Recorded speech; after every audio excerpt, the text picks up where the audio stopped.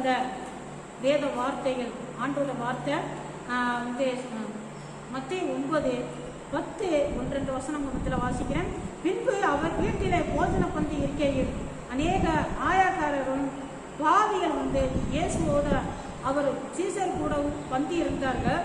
பரிசேயர்கள் அதை கண்டு அவருடைய சீசர்களை நோக்கி, உங்க போதகர் ஆயாக்காரருடன் பாவிகளுடன் போஜனம் பண்ணுகிறது என்ன என்று கேட்டார்கள். இயேசு அதை கேட்டு, பிணியாளிகளுக்கு வைத்தியம் வேண்டியது அல்லாம சுகமுள்ளவர்களுக்கு வேண்டியது இல்லை, பலி அல்ல இரக்கத்தையே விரும்புகிறேன் என்பதை கருத்து இன்னதென்று போய் கற்றுக்கொள்ளுங்கள். நீதிமன்றம் அல்ல பாவிகளையே மனம் திரும்புகிறதுக்கு அழைக்க வந்தேன் என்றார். இதை கேட்கிற அருமையான சகோதரன் சகோதரியில பாருங்க, ஆண்டவர் பாவத்தை வெறுக்கிற தேவன், பாவியை நேசிக்கிற தேவன். இப்ப பாருங்க, இந்த பாவிகள்னு சொல்லி ஆண்டவர் ஒதுக்காதபடி அவர்களோடு இருந்து போஜனம் பண்ணி அவர்கள்ட்ட அனுப்பா இருக்கிறார். அதை பார்த்து சிலர்கள் என்ன செய்யறாங்க, முறுமுறுக்கிறாங்க. அவர் மேல சீசர்களை கூப்பிட்டு உன் போதகர் என்ன, உங்க போதகர் என்ன அப்படி எல்லாம் பண்றாரு, பாவிகளோட சாப்பிட்டாரு, அப்படி இப்படிலாம் குறை சொல்றாங்க. ஆனா இதை ஆண்டவர் கேட்டு சொல்றாரு, பிணியாளிகளுக்கு தான் வைத்தியம் தேவை, சுகமுள்ளவர்களுக்கு தேவை இல்லை அப்படின்னு. அதே போல இதே நீதிமான்கள் அல்ல பாவிகள் அழைக்க வந்தேன், மண் திரும்ப அழைக்க வந்தேன்னு சொல்றாரு ஆண்டவர். நம்ம ஆண்டவர் எப்படிப்பட்டவர் பாருங்க, அருமையான இறக்கமுள்ள தேவன், அவர் மனது உருக்காதமுள்ள தேவன், எல்லாரும் நேசிக்கிற தேவன். ஆனா பாவத்தை வெறுக்கிற தேவன், பாவத்து மேல அவருக்கு விருப்பம் இல்லை, பாவத்தை கடிந்து கொள்ற தேவன். பாவம் செய்யறது தான் எல்லாரும் கெட்டு போகாதப்பட எல்லாரும் மனம் திரும்பி ரசிக்கப்படணும், ஆசீர்வதிக்கப்படணுங்கிறதே அவரோட விருப்பம். பாருங்க, இங்க பாவத்தை வெறுக்கிறாரு, இன்னும் எல்லாரோட இருந்து அன்பா இருந்து சாப்பிட்றாரு, அவங்களோட சிநேகிதமா இருக்கிறாரு. அதை பார்த்து முறைப்படுத்துறாங்க. நீதிமன்றம் அல்ல பாவிகள் அழைக்க வந்தேங்கிறாரு. இதை கேட்கிற அருமையான சகோதரன் சகோதரியில உங்களை எத்தனை பேரு, நான் பாவி, நான் ஆண்டவருக்கு பிரியமில்லாதவன், நான் அநேக பாவங்களை செய்திருக்கிறேன், அநேக தவறுகள் என்ன செய்திருக்கிறேன், நான் ஆண்டவர்கிட்ட நெருங்க முடியாது, நான் அந்த ஆலயத்துக்குள்ள போக முடியாது, நான் அவர்கள் அந்த ஊழியக்காரர்கள் முகத்தை கூட நான் பார்க்க முடியாது, அவங்க கிட்டைக்கு நெருங்க முடியல, என்னோட பாவம், என்னோட அக்கிரமம் என் ஆண்டவரை ஏற்றுக்கொள்வாரா? நான் செய்த பாவத்துக்கெல்லாம் அவர் எப்படி மன்னிப்பார் என்னைய, எப்படி என்னை ஏற்றுக்கொள்வாரு, எப்படி என்னை ஆசீர்வதிப்பாரு? நான் செய்த பாவங்கள் தான் நான் அப்படிலாம் அனுபவிக்கிறேன், இப்படிலாம் தண்டனைகளை நான் அனுபவிக்கிறேன்னு சொல்லி நீங்க குழம்பி கூட மூளையை போட்டு குழப்பி கொண்டிருக்கலாம், கலங்கி கொண்டிருக்கலாம்.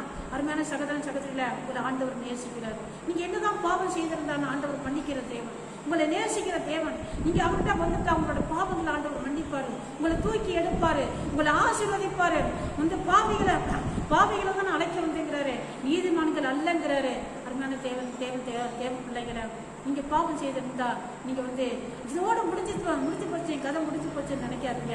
ஆண்டவர் உங்களை நேசிக்கிற தேவனாக இருக்கிறாரு, உங்களை தன்னில் ஏற்றுக்கொள்வாரு. நீங்க ஆண்டவர்கிட்ட வாருங்க, ஆண்டவரே என்னோட பாவங்களை மன்னிங்கன்னு சொல்லி ஒரு வார்த்தை சொல்லி பாருங்க, ஆண்டவர் உங்களுக்கு அற்புதம் செய்வாரு, உங்களை ஆசீர்வதிப்பாரு, உங்களை தன்னோட பிள்ளையாக ஆண்டவரை சேர்த்துக் கொள்வாரு, உங்களை ஆசீர்வதிப்பார். இந்த நாள் உங்களுக்கு ஆசீர்வாதமாக இருக்கும். ஆண்டவர் உங்களுக்கு அற்புதங்களை செய்வார். எனக்கு ஒரு அற்புதம் செய்வாரா? நான் செய்த பாவத்தை தான் அந்த வியாதி, நான் செய்த பாவத்தை தான் அந்த தண்டனை, இப்படிலாம் எனக்கு நடந்ததுன்னு சொல்லி எனக்கு கலங்கி கொண்டிருக்கலாம். நான் அப்படி ஆண்டவர் உங்களை விட்டு விடுற தேவன் உங்களை தூக்கி எடுப்பார், உங்களை நேசிப்பார், உங்களுக்கு அற்புதம் செய்வாரு.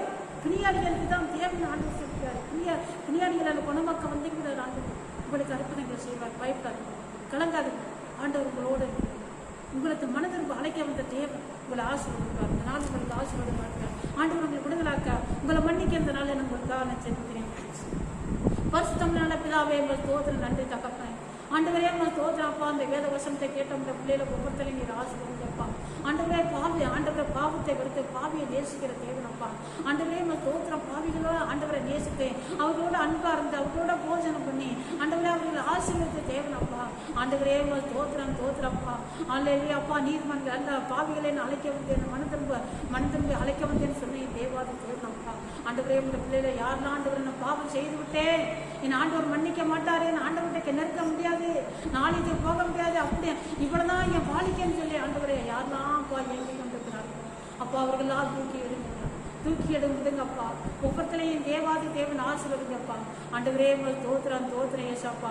இந்த நாள் கூட கத்தாவே உங்கள் தோத்திரம் அப்பா. பிறந்த நாளை சந்திக்கிற பிள்ளைகளுக்காக தோத்திரம், திருமண நாளை சந்திக்கிற குடும்பத்தினர்களுக்காக தோற்றம் எல்லாரையும் தேவன் ஆசீர்வதிக்கிறேன். அவர்களுக்கு இந்த வருஷம் அப்பா ஆசீர்வாதமா இருக்க உதவி செய்ய தகப்பனே தோற்றம் நன்றி அப்பா.